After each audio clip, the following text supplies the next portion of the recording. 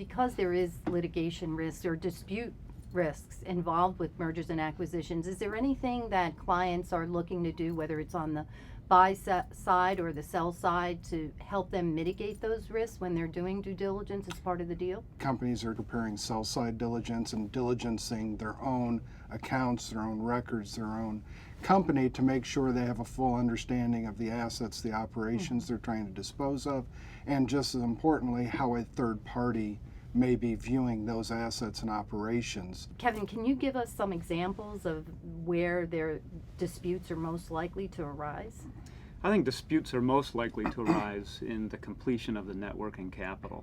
Truing up the purchase price for changes between the target working capital and the closing working capital. And is there anything that you can do during the due diligence process to anticipate those questions? There's really two pieces from the diligence standpoint. So the first part is understanding where those key risk areas are.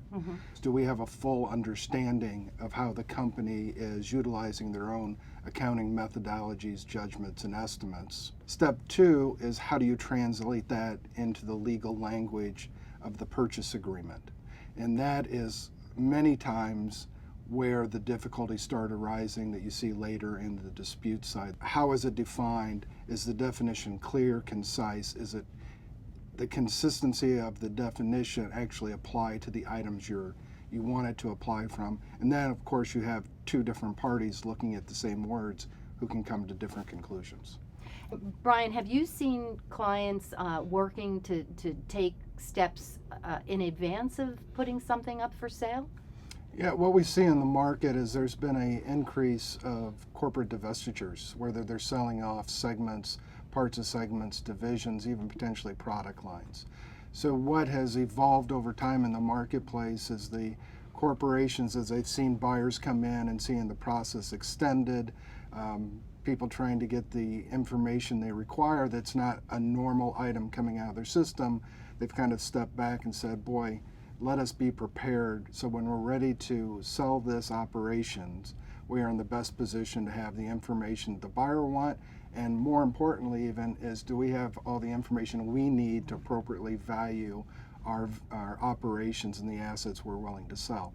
I think we'll continue to see a high level of activity of disputes in purchase price disputes, working capital true-ups, earn-out disputes.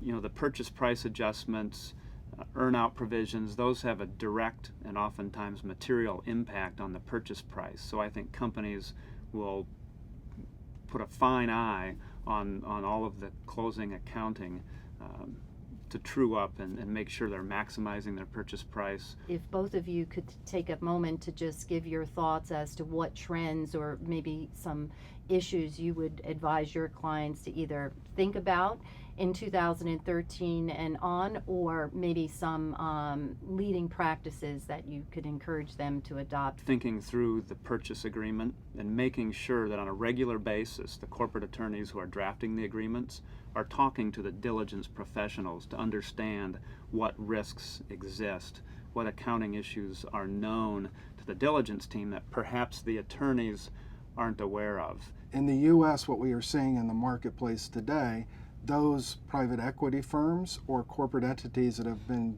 completing transactions in Europe and the UK have seen lockbox mechanisms and have brought it back, and in situations where they believe it's appropriate, they're starting to identify that as a mechanism to get past these potential disputes on post-closing adjustments. And effectively what you're doing is setting a fixed price for the equity of the company at a certain date, the locked box date.